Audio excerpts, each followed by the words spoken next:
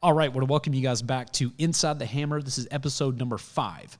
So this is part 2 of hanging out with our roaster, Greg Jacobs and Yellowhammer. And so part 1, if you missed part 1, I want you to go back and listen to part 1. It's really the story of Greg, how he built a roaster, how he built multiple businesses, kind of what it took and just his journey and process there, which was completely fascinating. And so I've asked Greg to hang around and do a part 2 with me. So in this episode, I want to talk about really kind of, Greg, how we met and just our process together as we've grown. And so it's been super, super fascinating. So we've literally just set up in the middle of your shop here. I mean, we roll in. If you're listening, just ignore this. But if you're watching, I've got a GoPro here, my iPhone right here, and we're trying to do doubles, and your team's been in and out. I've brought my one wheels in here. Your team's been riding them. Thankfully, no one's broken anything yet. So we're good on that part. But, man, I just want to go back because I kind of got a little emotional coming here. I think I've been here since we started. But it was a little emotional, and so I think you have been once. I think maybe one time. So we started Yellowhammer 3.5 years ago, and my wife actually found you because she was. We're like, well, we need to get a trailer built, so we built the trailer, and then we're like, well, we need to sell coffee, and then we need syrups and sauces, and so I actually think she found you through Tarani somehow. Could be. And she called you, and I remember you called me back, and I remember the conversation we had, and I remember this so vividly because you were like, okay, Jeff, well, it's going to take a lot. And I said, oh, okay, Greg, yeah. Like, I know that. Like, we just quit our jobs and we have 3 kids. Like, I'm ready to work, I understand that. And you said, yeah, and I remember this, you explained this to me. You said, man, just because you go out one day and sell $500 worth of coffee or $1,000 worth of coffee, that doesn't mean anything because what are you going to do tomorrow? That's right. I remember I was like, if we ever sell $1,000 worth of coffee, I won't have to work for a month. I was like, not true. We're good. Yeah. We probably do that in an hour now, and I'm just like, on some levels, and so it doesn't, and still, how slim the margins are in this business. Yeah. You know what I mean? That still doesn't mean anything. And so it's just funny how, I worried about you guys. No, I fretted when you guys left. I was fretting with all the staff here, going, man, they're going to put everything into this. I've got to help them through this. I'm worrying about them. They're scaring me with all this stuff they're talking. Y'all, Greg is probably, I tell people this all the time. You're probably the only reason we've made it. And I mean that, and we're going to dive into this. But it was funny when we first met. So my wife connects with you. We had talked a couple of times. We drive all the way up here, have no idea what we're doing. I mean, we were right here in this kitchen. If you're on this camera, if you're watching, back here in this kitchen, this is where we started. This is where we taste tested, man, you're one of the most selfless people I know. But they said, your staff has told me this after we left. They said you lost sleep for like a week because you were like, these guys are so nice. And they're going to fail. It really was scaring me. They're done. The trailer's not going to work. Mobile's not going to, this isn't going to take off. And they have put everything they have into this. A lot of people don't work. Oh, I know. We've seen them. They don't work until it works. I understand. That's what I see that. We get a lot of messages wanting to, for people asking for help, and we try to help them as much as we can. But, I don't know, man. I contribute our success mainly to you. And we talked about this a little bit in the first episode, but people are very romantic about what they think people want, right? And so they're very romantic, and they kind of want to implement their ideas. So we didn't do any of that. What we did was we listened to the smartest person I know, which was you, and all you do is you do blind taste test. And so you bring in product and you say, okay, we're going to take the labels off. I'm not going to show you which brand is which, and we're just going to test A, B, C, and D, and we're going to take notes on everything and tell me what you guys like. So you do that with your staff. Absolutely. But then you go a step further, and you supply how many coffee shops? 100 coffee shops? Yeah, over that. Okay, over 100 coffee shops. Across the Southeast. So the thing that the secret I think that we have found that I think some people haven't realized is we just listen to your data. So I call Greg, and I don't say, Greg, I want this or I want that because I want it personally. I say, Greg, what's selling? Yeah. And you look at our order and you're like, man, you're not selling, you don't even have this product on your order. Like, you're crazy. I'm selling more amounts of this than anything else. You need to be selling this. And I don't even question it. I'm just like, great, send us a pallet or send us you know what I mean? Ship it down. And you've never told me to sell something ever that hasn't sold. And we're going to test you on this new mint mocha thing, this matcha thing. If this thing doesn't sell, I'm just going to send it. It's going to mess up. You've just set me up. Knock on wood. So just know when you see the matcha, what is this thing? The mint matcha? What is it? Yeah, matcha mint chip. Yeah, when you see this come in, people, please come buy this and help Greg be right 100% of the time. Yeah, right. I'll come down there and buy a little bit or send somebody down there.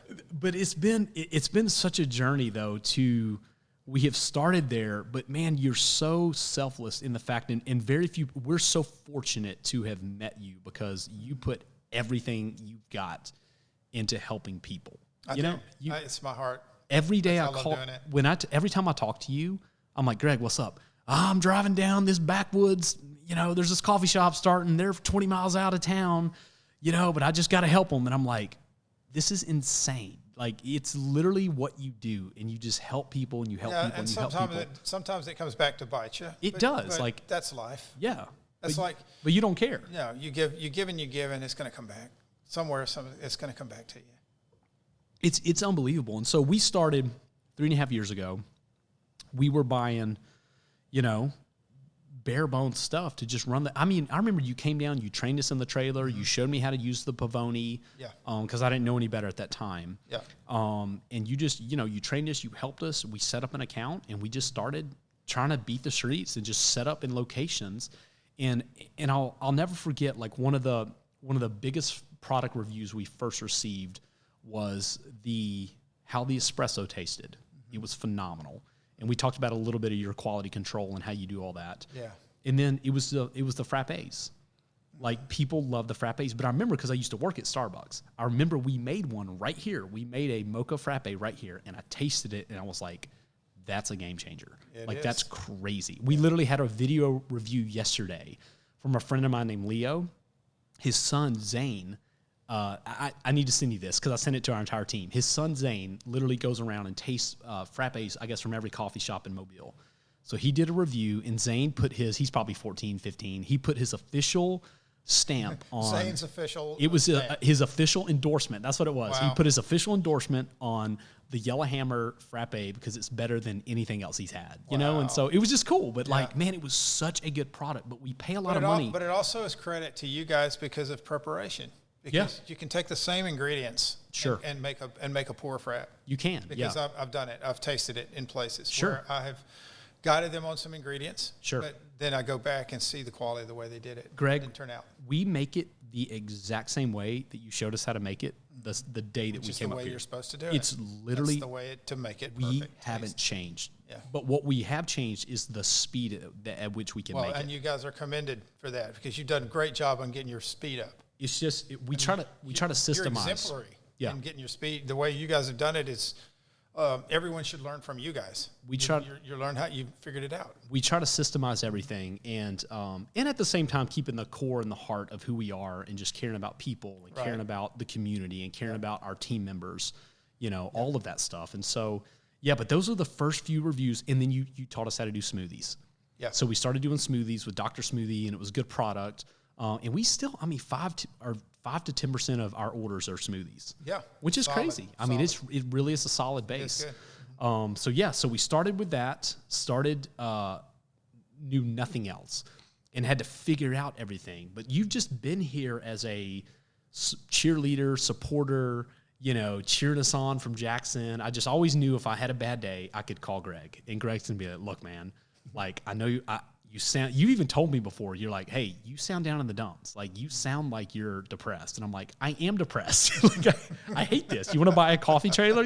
This sucks, But you've really been able to, coach me through it, talk me through it, because you're just such a positive guy. Like, I literally just go down in the dumps and I just want to disappear. You're so positive where you'll still have a bad day, but you're like, it's okay. Tomorrow's going to be better. That's right. I'm like, gotta get up. I'm like, the world just ended. Tomorrow's not going to be better. It's going to be worse. But you've just done such a great job at encouraging us and just really pushing us. You guys have been awful sweet back, and a lot. And that's I mean that. There's a lot of times when you give and don't get a whole lot back. Yeah, watch that on your. I see it. We just set the. Sorry, this is our iPhone. Say that again, though. Sorry. Yeah, that many times. I mean, and this happens in life anyway, where you give and give, or you don't get anything back. There's no thank you. Sure. when there probably should have been a thank you. Yeah, absolutely. There's not a thank you. Yeah. But you have to just move on and keep going. Sure. You can't stop for that. Yeah. Yeah. Yeah. Life's better than that. Yeah. But we are just. Well, you guys have done an awesome job. We're just. And I know you're still growing like crazy. Yeah. It's amazing. But you help us with that, and that's what I want to talk about a little bit. Is just the kind of the partnership that we have, because we buy our syrup sauces, all of that. We buy our beans, but we also buy our equipment from you. Yes. And this is the part I think people need to understand. And like you understand the equipment from the inside out, and you don't care. You'll sell us a Marzocco, you'll sell us a Simonelli, you'll sell us a Rocket. It doesn't matter to you. No. The brilliant part about you is you also have a repair business. So you understand these machines. You and your team understands these machines from the inside out. The only way to deal with these machines is to understand that. Yeah. If you don't see it from the inside and see the functionality and the Achilles heels, the weaknesses. Yep. Consumer reports about cars. Yes. We're obsessed with making sure we get the perfect car, the best car, the exact car, and we're so surprised oftentimes when an Audi or a BMW or a Mercedes comes way below some common car. Yep. In value, in longevity, in functionality. Yep. Yeah. And it applies to this too. Same thing in this field in espresso and great coffee. Yep. You really need to know what you're getting into so that you can know that it's going to be working for you tomorrow and the next day and be repairable. Yes. So, that was absolutely. That was a big Very thing. Important. So when we first bought our trailer, we knew nothing about nothing. So the guy that built it just picked a machine, and he doesn't know coffee. He just knows trailers, right? Did a great job on the trailer, doesn't know anything about coffee. Yeah. So he picked a La Pavoni, made in Italy. I mean, a lot of these are made in Italy. Oh, yeah. So ships over, and I remember when you first saw it, you were like, yeah, that's okay, man. We can get it to work. And I was like, crap, but this is the wrong machine, And so, but that thing was a bulletproof. It stayed the course. It rocked and rolled. You beat it to death, and it's still ticking. Yep. It rocked and rolled. And then we got our second machine, because I think we built our second trailer. Right. And I just said, Greg, what do we get? And you said, Nuovo Simonelli, hands down. And I remember I pushed back and I said, Greg, everybody tells me La Marzoccos, and like, this is what I love about you is you just have such a depth of knowledge. And you said, La Marzocco, it's not a bad machine. Starbucks built their empire on Marzoccos. Right. But you said, you don't want that. Like, you want a Simonelli, because I'm working on these machines. I understand them inside and out. Yeah. What you told me was, you said, I've had tons of guys that have grown up with Marzoccos. They've all switched. They're all using Simonellis. And I was like, man, I can either do what I did with the product and I can listen, or I can buy a Marzocco and have a massive headache. And I'd ask you about a couple other brands too. It's cost and value. For example, the Marzocco was going to cost you several thousand more, but in a 10-year period, and I can have a Marzocco and a Simonelli being used about the same amount. Sure. And they won't break any more or less than the other one. Sure.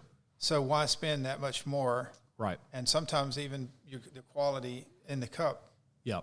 The Simonelli has it just pulls a really sweet espresso. Yeah. It actually does. So we love the Simonelli so much. The Appia 2 is what we had in the trailer. Do you remember this? We bought another one for the original trailer. Exactly.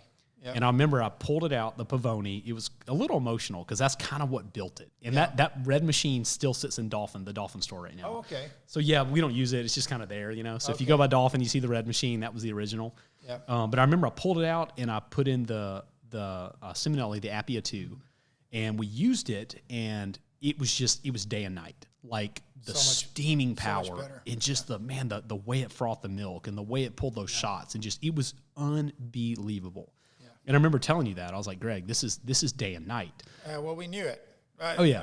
But we also knew that the Pavoni could get you there. Right, yeah. And it did. It could get you to first base. It got us, but we couldn't have got any farther than that, Because I remember that machine would underperform under a lot of pressure. Right. So our shots would start degrading, and I could just see it. The Simonelli is, no matter how much you throw at it, it's going to pull great shots. It recovers really well. I remember when I pulled it out, you were like, Jeff, that machine's a dog.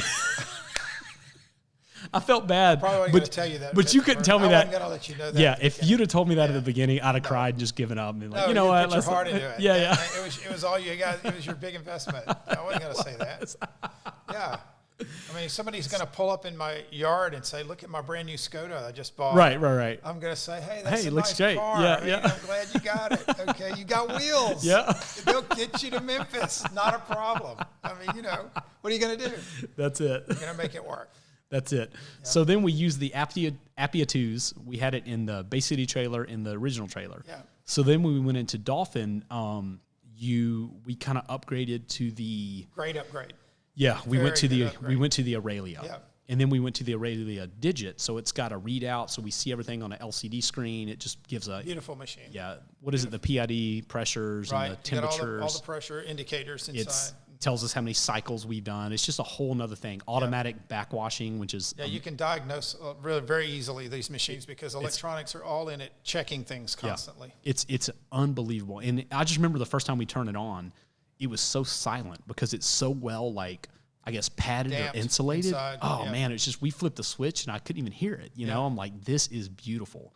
And that machine has run solid at Dolphin Street. People that get into the coffee business think, I can start with this little thing here. Sure. And then they see what the functionality of a better, and why. Then they understand why it costs more than the other machine. Absolutely. There's good reasons for it. No, there really is. And when we get what you pay for. I could never go back to not having a digital readout. Yeah. And so now with it, if you follow us in Mobile, if you're just listening for business advice, that's great. Thanks for joining us. But if you actually follow us in Mobile or local, we have a new store in Sims that we're working at, and we're looking at what are we looking at now? The Simonelli Waves? Yeah, the new Wave. Okay. It's the same company from the Milan, Italy area. Yeah. But it's an upgrade, and it's got a lot of new neat things in it. Yeah. That are just going to make Jeff's business that much better. And then we're looking. Who knows what we'll be on when we open Tillman's Corner? Probably some spaceship. It'll be something crazy. Amazing. It's crazy to watch the progression of this, And I just picked up a automatic tamping device, and I'm going to test it out. So I'm literally taking it home. We just do it in the trunk, and we're going to test it and see, because we're always looking at ways to perfect our business and to make it better. And there's just small incremental ways that we can do that, And so I always go back to that. There's coffee. Anybody can pour coffee in a pot and make cowboy coffee. Just cook it to death in a pot, and the water turns brown and you drink it. Yeah. Or which I still love. I do. There's nothing wrong with that. They still do it all over the world. But then there's those tiny little improvements that just keep making the coffee go better and better, better and better. And that's what you try to do. Yeah. You try to make those incremental changes so that it really makes your customers happy. Yeah. So, yeah. Yeah. So it's just that's the progression that we've taken with you kind of on the equipment side. And just in the coffee, I mean, just what we talked about in the first, part of this is the coffee has just progressively, I mean, you guys are just freaks on the quality, and you guys are freaks on just how you're cupping things, and you're sending most of the samples that come in, you're sending them back, and that translates to our customers. Because we had a meeting this afternoon with the staff, and the question in the meeting was, what can we do to go to the next level? Yeah. And that wasn't about what can we do to make more money? Yeah. What can we do to be bigger?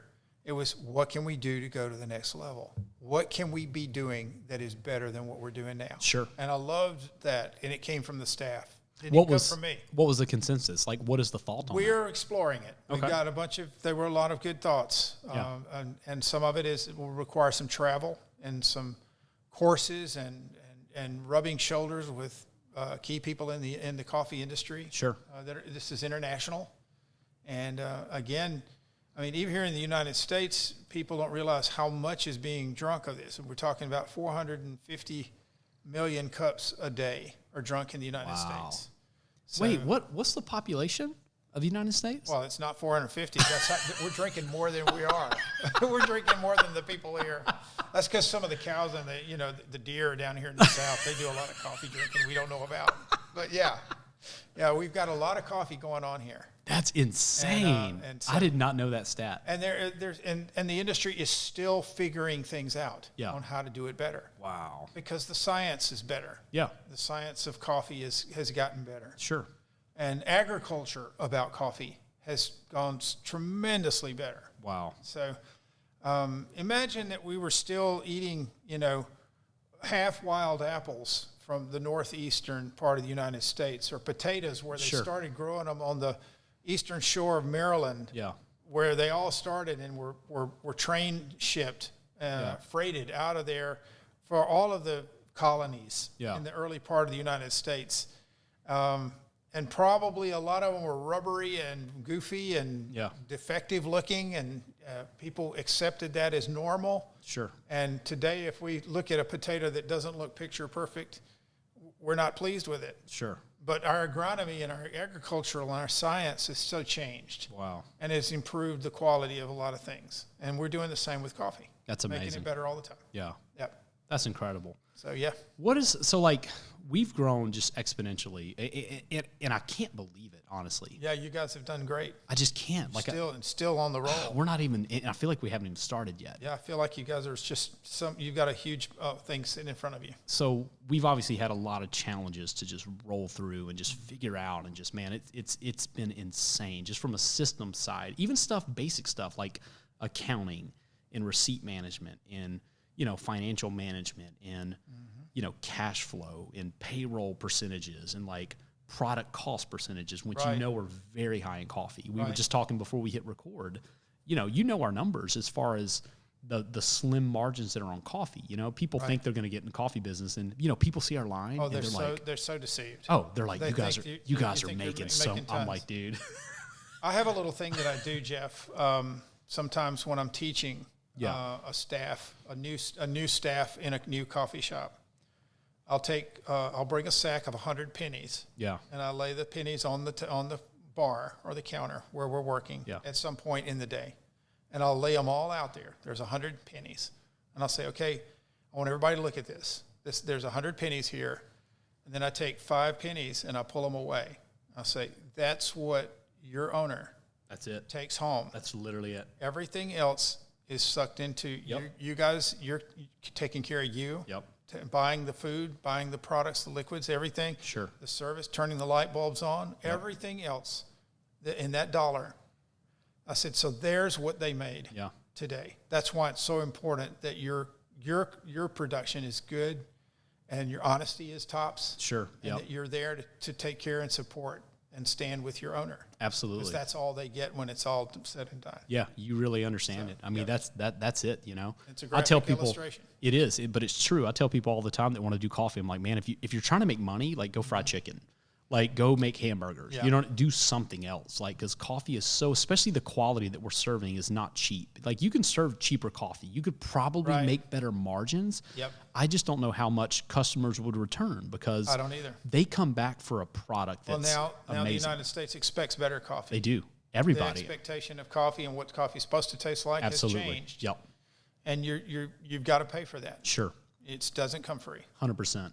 What are we had this question come in because I actually did a Instagram story. Let me add this part before you hold that thought. Yeah, go for it. But I was in a roundtable discussion once at a roasters retreat. It was a national retreat for coffee roasters up in West Virginia some years ago, and I was invited to be part of this roundtable discussion. And here were people like myself roasting coffee for coffee shops, and here were the farmers. And some of the farmers, you think of this little guy with a sombrero hat on. Sure. And it looks like a little guy that's working a farm. Well, a lot of them were young people that look like kids on the streets here in the United States. They're the next generation of owners of these farms. And they look like normal, adolescent, growing into business people, kids. And they're sitting there asking a lot of serious questions about, we don't make much money off this coffee. And we had to answer them, we don't either. Wow. It's not an easy situation. I would love to pay more for the coffee so they could have a better life. Sure. But if I paid more, I wouldn't be able to turn my lights on. Absolutely. I wouldn't be able to pay my staff. Yeah. It reaches a point where, just like in any kind of market. Sure. I'm going to get the best coffee I can get for the best price I can get that I can still sell, that people will buy it at that price. Sure.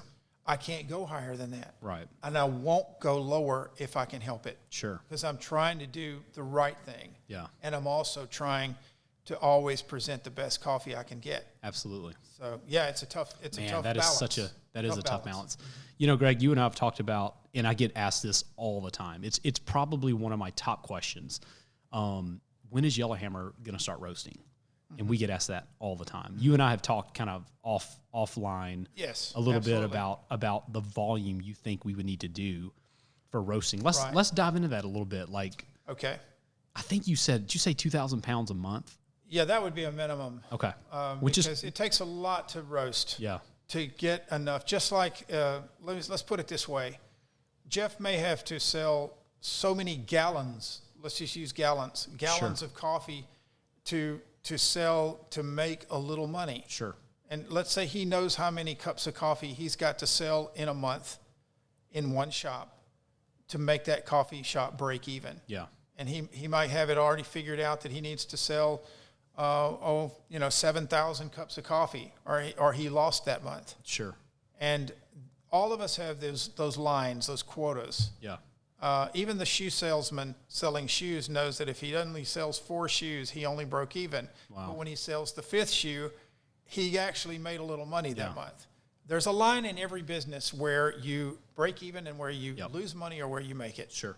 And in the coffee roasting business, for us in the current common business that we're in today, there are lines. So if one person has a roaster and is roasting by himself, he can only roast so many hours before he has to eat and he has to go sleep. Right. And he's probably not going to make enough to take anything home to his family, and certainly not put his kids through school. Wow. Because there's just not enough life in him and roasting in front of a smallish roaster to even make any money to turn the light bulbs on. Wow. So it's kind of like the old axiom back in the 50s when you had the big old gas guzzling cars pull up at the old gas stations. Yeah. And you got the old guy out there wiping the windshield and putting the gas in, and he goes up to the window and he knocks on the window, and a guy rolls down the window and he says, "Sir, you need to turn that motor off. You're gaining on me." There comes a point where you're working hard, but you're not going to be able to make it with that level. Interesting. You've got to get the level way up before everybody starts feeling like they're actually making anything at all. Sure, yeah. And there's a line in roasting that's probably just the same as the line in selling cups of coffee. Sure. So you've got to have a minimal amount. So where we are is that we roast for many, many people. Absolutely. And because of the sheer volume, there's something left over for us to take home. Yeah.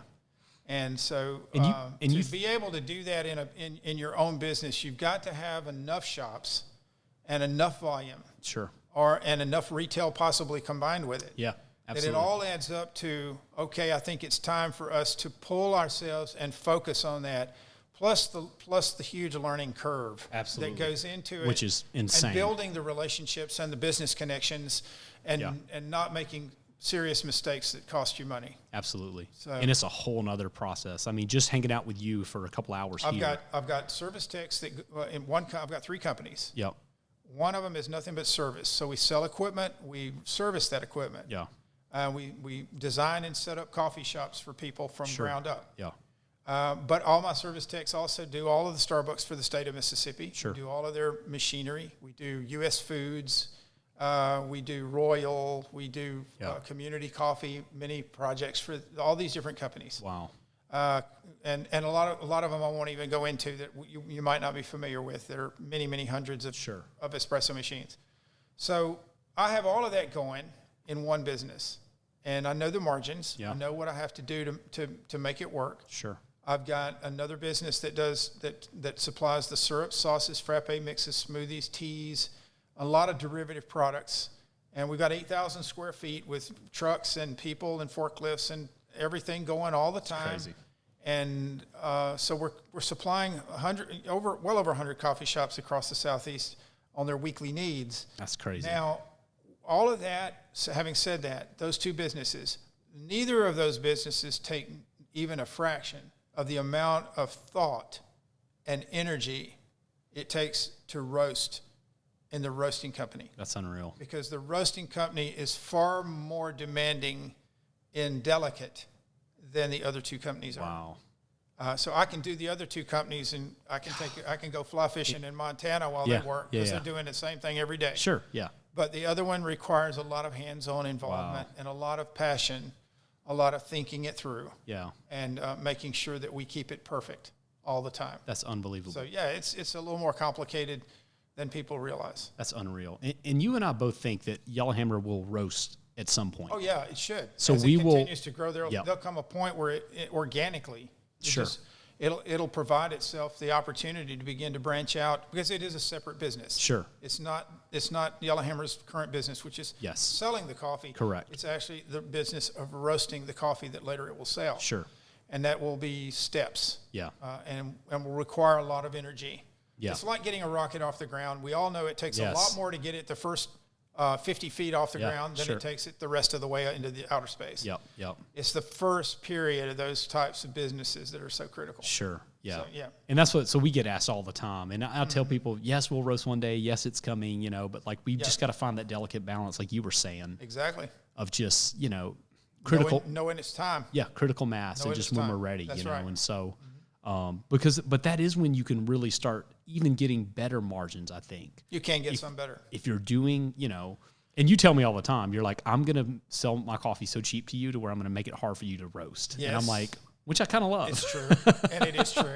And I do. That's exactly why McDonald's may raise their cows in Moscow, but they still get their coffee roasted and prepared by a true roasting company. That's unbelievable. I didn't know that. They've taken over everything else that you see walking in there, but they're still getting their coffee, counting on the coffee coming from a coffee expert. That is unbelievable. Because they know they wield the knowledge and the bartering, the buying power to be able to continue to maintain that consistent year after year. That's unreal. It's an entirely different business. It is not the same, even though it looks like it is. That is unreal. Different business. Unbelievable. When we first connected, when Monique first called you and kind of reached out and we started talking, I'm going to make a confession. I don't think I've ever told you this before.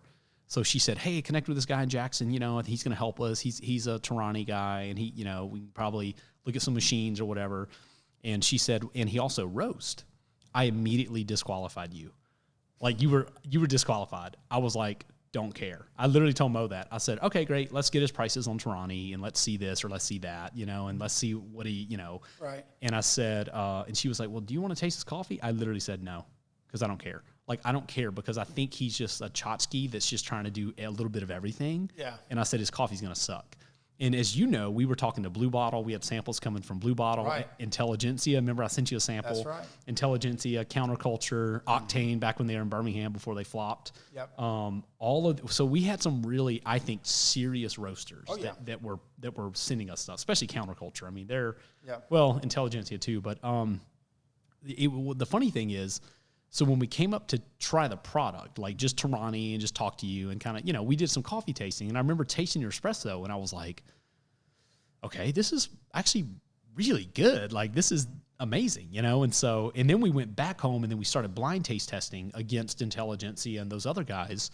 And even in a blind taste test, your espresso won like hands down over everybody else to our palate, and I know palates are different in different regions, Correct. But man, your espresso was so clean. It was so smooth is the word, and kind of caramelly that you literally, it put you back in the running with, in my mind, of like, we should get serious about this guy's coffee too, and so it's so funny. But now that I've gotten to know you and I know how serious you are about the roasting side, it's very obvious, but I just didn't know that at the time. You know what I mean? I was just like, this guy's just trying to push product, Right. And so, right. Well, I mean, because it wasn't just, I think I'll be a roaster. Right. I didn't even go into it like that. Mm-hmm. My whole thought process about roasting was the serious dedication that it would require. Sure. Yeah. And it's obvious. And I've got a great team. I mean, my team is so good. I've got world-class people in here working with me,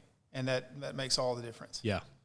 It would be a different business if I didn't have the quality that we've got in here. No, and we say the same thing. They live for this. Yeah. This is what they live for. That's amazing. They love it. That's incredible. It makes a difference. Yeah, I could feel it being in here as they were trying to break their legs on the one wheel. But but they're excited to be here. They want to be every here. Day is they're the pushing same way. it good. Yeah. It's every day just like this. It's amazing. Yeah. And we say the same thing about our team. Like we get just as much reviews when people write in on Square Reviews and they write Google Reviews.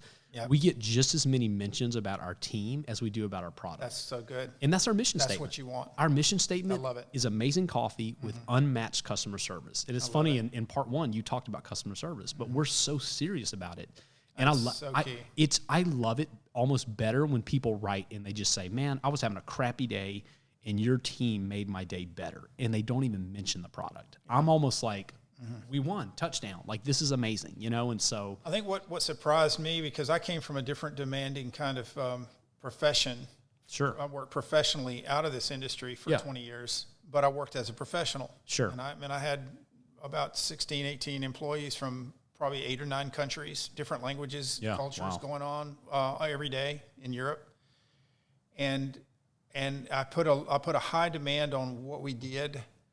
And then when I toured the United States and looked at what people were doing, what bothered me so many times, not in an aggrandized attitude about it, was the mediocrity. Wow. Involved in someone's own business. And I think sometimes people get into a business and then they get tired. Yeah.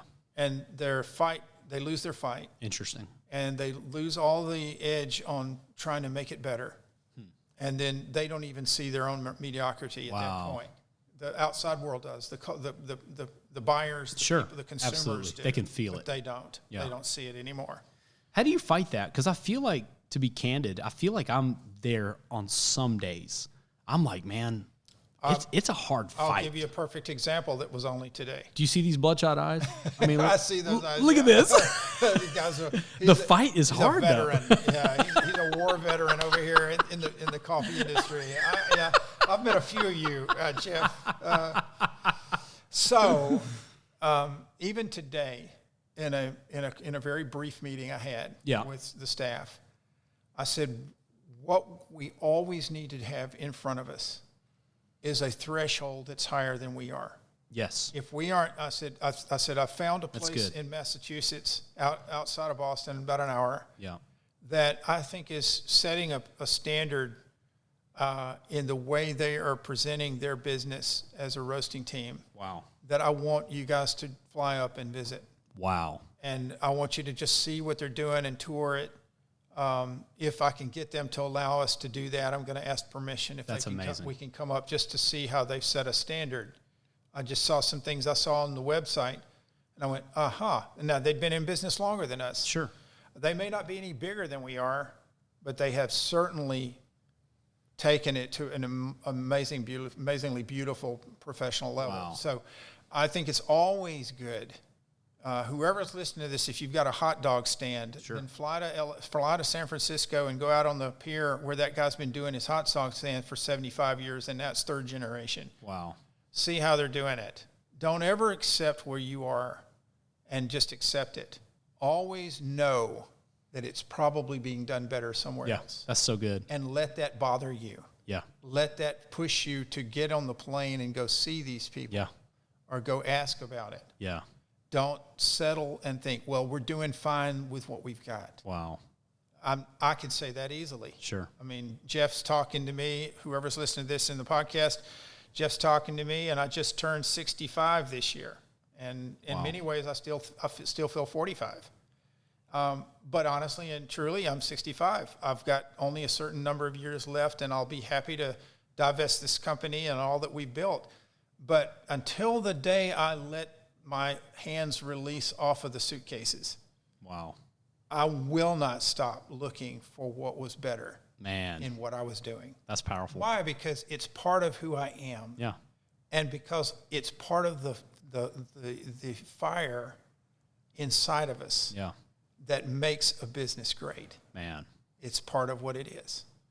You can't let that go. That's powerful. If you let that go, you better sell it. Wow. Because it's done. Man, that's powerful. We were talking, just to give an example, in our industry, we were talking just a minute ago here with your team members. Yeah. And y'all were talking about, man, Jeff, no one does it better than Jeff and Mo, and they've really figured out the system, and nobody can beat their speed, and people should be learning. And what did I tell you? I said, no, actually, we are being beat right now. And everybody that's kind of followed us, or if you've been on our journey, you'll know that one of the companies I probably respect the most is Dutch Bros or Dutch Brothers. Yep. And you know what? We did get on a plane before we launched a Dolphin. You remember this? And I knew you did. And we did get on a plane. I was proud of you for that. And we flew to Phoenix. I like that. They started in California. That's the way to do it. But they have a hub in Phoenix. Learn from them. And we sat there, and you think we're fast? I was just telling you this. Yeah. I would get murdered if they said, hey, Jeff, somebody called in sick. Can you get on the line for 30 minutes? I'd be done. Like, they move so fast. They move so efficient that, and their energy level is through the roof. Mm-hmm. There's TikToks right now, which I don't even know if you know what TikTok is. No. It's another social. Anyway, okay. The TikToks right now. So, and it's interesting to see, like, the Starbucks TikToks are kind of all about, like, oh, Karen ordered her almond drink and we got it wrong. Ugh. That's kind of their attitude, right? All right. The thing with anybody from Dutch Bros on TikTok is they're crawling in your car window. Well, how's your day going, Greg? Oh, it's so good to see you. What are you going to be doing later today? Like, they're literally crawling in, You having a good day? Oh, you're not having a good day? Oh, like, that's, wow. If you're being made fun of because of your level of energy that you're approaching those cars to get their orders with, you're doing something right. You know what I mean? I'm like, that's what I want to be made fun of, not the other way, which is making fun of the customer. You know what I mean? Like, and so but man, their culture, their speed, their consistency, their vibe. A lot of what we did at Dolphin, we modeled after Dutch Bros. The loud music, young kids with tats, the energy, even some of the systems I was telling you about how we're testing walking the line, the printer system, so the they iPad helped you system. Set a standard. So, but they're killing us at the standard, which is awesome because that keeps us up at night. That's right. You know what I mean? So like that's just to go apples to apples. Well, this is all good for Mobile. Yes, it's amazing. Mobile has got somebody hungry to do it better all the time. We do. We really do. Just keep amazing coffee flowing in your place. Greg, there was a just to put it in perspective, because Starbucks really led the way, as we talked about in the first one, kind of the second wave, and then third wave's coming. But like when we went out to Phoenix, there was a Dutch Bros doing so much volume. I mean, it was insane amount of, like, they were doing, and coffee numbers. Yep. They were doing like 15 grand a day. Wow. That's insane. So their double drive-through, there was probably 25 cars lined up in each. So they had so much trouble at this shop with just volume. They were choking. So they said, we'll build one across the street and half the cars will go there and it'll help, So they were doing 15 grand here. They built the shop. They were doing 15 grand there. Wow. So they didn't do anything. They just doubled their volume. So they're still getting choked. Yeah. So there's one here, one there, 25 cars in each. There's a Starbucks right beside them. And I'd have never believed this if I didn't drive up and see it. I drove up to the Starbucks. You know how many cars there was in the drive-thru? One car. Yeah. One car. And I literally was like, why would somebody go sit in that line of 25 cars and wait 20 minutes when they could drive over here and be the first one in line? I mean, they could be ordering immediately. Well, it's like the first thing I learned when I went out to California to start my trip around the United States to just look at coffee between 15 and 20 years ago. I stayed at a place in Oakland that had an espresso machine. It was really just like a miniature Starbucks in the lobby and restaurant-ish area, rest area of this hotel entry. And it was packed every morning with people getting coffee. And it was so fast that they had one guy that was just doing nothing but bringing more coffee in to pour it in and clean up the stuff around them while the guys slogged because they had to go so fast. Right. Okay. I get it. So it was like the pit stop in I mean, really, here I am. I'm standing there and I don't know anything about coffee. He's just wiping up milk. And I'm floored. Yeah. This guy is the pit mechanic while these other guys are the stars. Yeah. They're the drivers. Okay.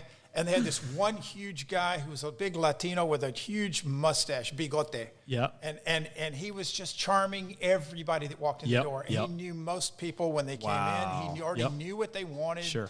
He would humor them and he'd get them moving and he'd pass them their stuff and he'd put little doodles on their cup sides. And that's unbelievable. And everybody loved him. Yeah. Okay. So we'll call him Jose for this show. So Jose is killing.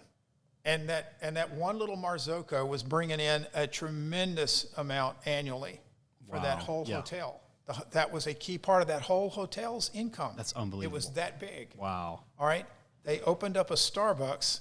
Starbucks saw what they were doing there. Yeah, sure. It was right down the street from Berkeley campus. Wow. You could walk to the campus from there. Wow. So Starbucks had opened 4 blocks down straight on the same street. Yeah. It was about 3 blocks. Yeah. So they're slogging away, and on my second day, I spent a week with them. So my second day, I said, guys, and they were letting me start to, play with, get on the machines and pull shots. So I said, I just want to go see what Starbucks is doing. Yeah. So I walked down the street, and Starbucks was empty. You're kidding me. And it had 3 people sitting in there with their books reading, and they had nobody in there buying coffee. And I was floored. And the owner of the hotel that I was staying in was a family friend, so I was staying free, and they were really giving me all of this wonderful information for free as friend. That's unreal. And the owner's name was Sandy. So Sandy took me out to lunch one day, and said, "Well, what's your impression? What do you think about the coffee business?" And so I was picking his brain. Yeah. And I said, "I can't get over the fact that you guys have people all the way out the door, down the street, around the corner, and going down that street, waiting for coffee every morning in the dark before they all go to work." Yeah. And I walked down to Starbucks, and it's like empty. And he laughed, and he said, "I'll tell you the story on that." He said, when they opened up, they saw that we had the business, and they thought they were going to take it. Wow. And they went over and they tried to hire Jose without telling me. Wow. They knew that he was a key part of our business. Yeah, sure. Interesting. So they were going to offer Jose a big salary. Wow. And steal him away from us, and he was going to make all this much more money than he was making working for us. Yeah. And he said he actually went down there and checked it out. Wow. He was going to leave me. Yeah. And he said, but you know what? He didn't go. Wow. He stayed with us. Why? And when I was in there later, I said, Jose, why did you not leave and go down to Starbucks? He looked at me and he said, what? He said, I wouldn't leave this. He said, I love where I am. I went down there. They had too many rules. Everybody was sad. It wasn't happy in there. He said, man, we're having a great time over here. I decided it wasn't worth the money. That's hilarious, and he turned man. right around and went back to work for Sandy. Wow. And Sandy later gave him a raise. That's unbelievable. Yeah, rightfully so. And right? they laughed about yeah. it together in front of me. Wow. That was the story. That is so cool. So great story. Man, that is a good story. Very important. Yeah. It's all about people. So much to learn. Everything's about people. Yep. Yeah. Man, that's literally kind of the difference between that corporate vibe and that kind of local. You've got to keep that. Even if you grow, sure, you can't turn into corporate vibe. And I think Dutch Bros has done it. And even times here, I'll get requests from staff to try to improve flow or improve production. Yeah. Ideas that I have to turn down, even though I know they might help production a tiny bit. Sure. Or at least they'll help that anal person feel better about what's going on. Yeah, sure. And I'll say, no, I don't think so. And the reason why was because I don't want to lose the harmony. Yeah. I don't want to lose the energy and the vibe going on in our business. Totally. Where there is a total sense inside of this place of everybody's watching each other's back instead of everybody policing each other. Sure. I'm not going to take it. Yeah. That's not the best way to run a business. Yeah. So it feeds over to the customers. Sure. The customers come in and they all get taken care of. Because sure. people turn into caretaker supporters. Yep, totally. So yeah. That's what we teach in our business. The foundational level. There's a book called 5 Dysfunctions of the Team. Okay. Or 5 Dysfunctions of a Team by Patrick Lincione. Okay. It's an amazing book. Sounds good. Your whole team would love it. But the base foundation is trust.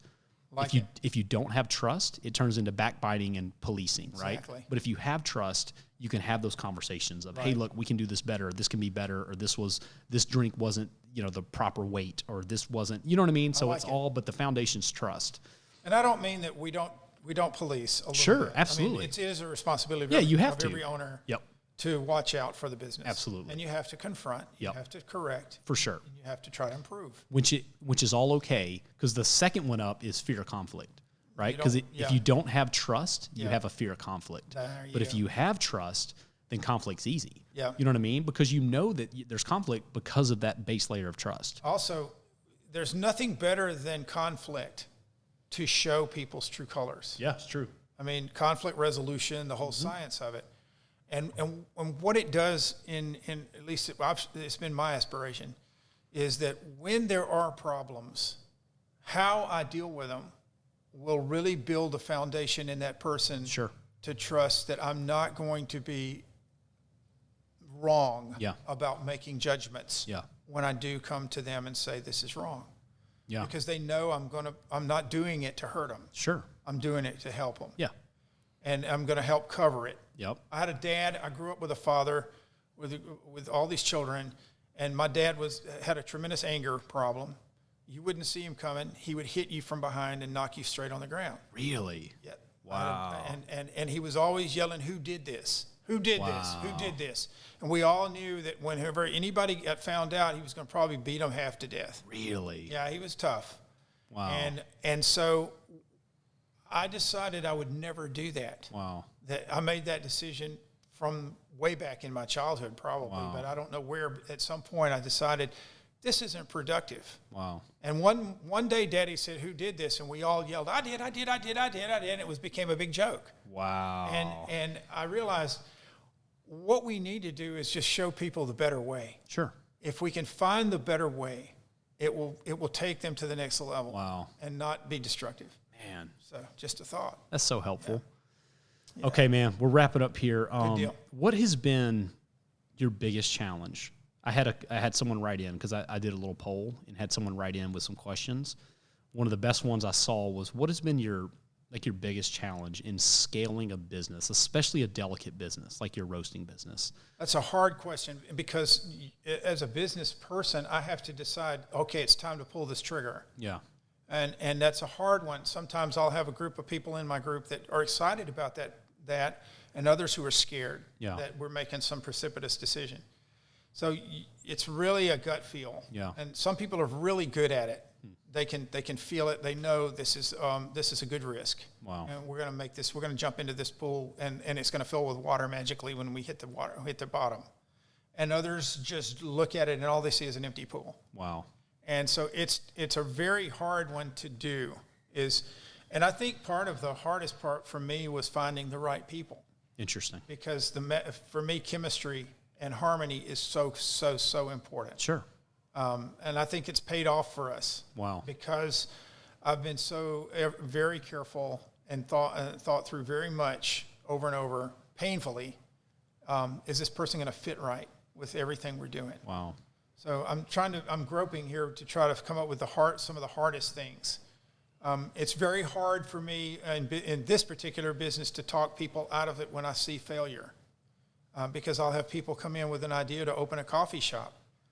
And in my years of experience, all the alarms are going off. Sure. And I'm seeing nothing but failure. It's not going to work. Wow. Just because you have an espresso machine or a coffee thing and you put a cute little logo on it, that doesn't mean anything. Sure. There's 1,000 good things you've got to ask that are going to prove that or not. Absolutely. And you already know that. Absolutely. And so it's easy for me to spot the failure from a distance. Yeah. And try to be good to that person to help them not make the wrong decision. Wow. So even if it doesn't mean that I don't sell equipment to them and I'm not serving their coffee shop, I'd rather that and say goodbye, and I've done it. Yeah. I've said, "Sir, I'm telling you, it's not going to work, and I don't want to take your money. Wow. I just think it's wrong for me to even encourage you. This is going to be a failure, and these are the reasons why." And I've had some call back and thank me. Some have left a little put out. Yeah, sure. And I've never heard from them again. Because that hurts. It does. You know? It's really hard for somebody to step on your vision and your dream. Yeah. Yeah. You didn't tell us that, though, when we came here. You thought we were going to fail. I worried about it. I didn't predict failure. Yeah, I get it. Part of it was your spirit. Both you and Monique are gifted people. And that was something that carried me over. If I had seen a different type of person walk in the room, you'd have gave us a different talk. And told us the exact same story. Yeah. I probably would have told you not to do it. Wow. But I saw in you guys that you had work. Wow. You had a work ethic. You had imagination. You had drive. Sure. Yeah. And I could see it in you. I could see your drive. Yeah. And I thought, if anybody can pull this off, these guys will do it. Yeah. But it's going to be tough. And it has been. And it is tough. Do you see these bloodshot eyes, Greg? Yeah. More than people realize. They love to look at the guy on top and think, what a success. This was so easy for him. If I'd have just done this when he did it, absolutely. I'd be at the same place. I've had people tell me that. That is not true. And we just had a AL.com picked us up on a news thing about the Tillman's Corner, and like hundreds of shares, and everyone's like, oh, man, we should have done it. Like, it's so easy to celebrate the high moments, but nobody sees it when we're utterly depressed, on the edge of a bridge, about to jump. Like, no one sees those moments, but they're real, and they exist. I can talk to people like a group of young business people and go in and have a talk to them. Yeah. Being invited in to give them a speech about how to build a business. Sure. Or how I did it. Yeah. And I can get it and make it very simple And good teaching is simplifying things. Sure. I had a teacher that said that in university years ago, and I never forgot it, and I've used it over and over again. Great teaching is getting the hay down out of the barn so the cows can get at it. Yeah. Good teaching is getting it down there. Yeah. That doesn't mean it was easy. Wow. It just means that I made it simple for you Yeah. to understand. Yeah. But it was not easy. Wow. And so you've got to know the difference. Yeah. Yeah. Just to me, just wrapping this up and kind of looking back on our relationship 3.5 years, like it's been a partnership of your team's talent and ability and your like open-mindedness to try new products and test and try new products and test and try new equipment and test and give us honest feedback. So I feel like we have leaned into you on everything. What do we need to? When we've appreciated it, we've loved having. Well, not as much as I appreciate products actually selling. You know what I mean? Because one of our number one sellers is a blondie frappe, which is your deal. You know what I mean? You're like, hey, you need to mix these two together. Mix the white chocolate and the caramel. People go nuts over this, and I was like, okay, I never would have. You know what I mean? But it's probably our number one seller. Right. So it's been our ability to lean into your data, because you have data too. Like you know what's selling in the Southeast and you know what's not going to sell. And we've listened. I mean, even the way we do our chai, we get so many good reviews on our chai.